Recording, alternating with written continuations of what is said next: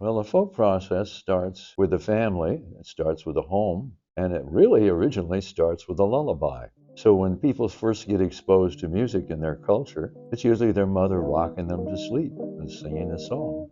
And there are many different kinds of songs, and they grow up listening to the songs, and it becomes a part of them. And then when they get into the family community in a folk process, say you're an agrarian culture and you're sitting on a front porch somewhere in the southern mountains of the Appalachian, and your dad is there and your granddad, and they might be shelling peas, or they might be just talking, and somebody pulls out a banjo or guitar, and they start playing and strumming and singing the song. And if you're a young fella or a young gal and you're listening to all this, you kind of sing along and go along, and they kind of encourage you to do it. And you don't have to go to school and learn music.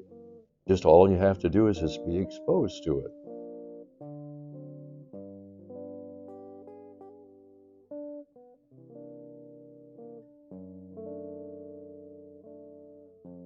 A song will travel. It has wings. It goes from one place to another, and it turns out to be a different kind of bird each time it flies over different territory. The song has a life of its own and goes through different changes, and that becomes a folk song. That's what a folk song is. It's a song that has variants that people pick up in various parts of the country because they integrate it into their own personal experience. So the folk process is one by which you are part of that experience. For instance, you might hear a song and decide, well, that's very good for people living over there, but over here, this is the way we do things. So I'm going to write a verse about what we do here. And so you write that verse and it becomes a variant, a folk song variant.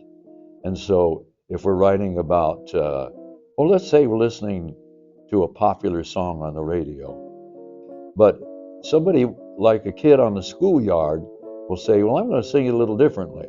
I'm going to put a little different variant on it, a little different lyrics, and change it around to fit my environment. So they might make up a song about the teacher, or might make up a song about their playmates, and they might use a Beatles melody, or they might use any kind of a melody. But suddenly it becomes a folk song because the song is not the property of one particular person, but it belongs to everybody.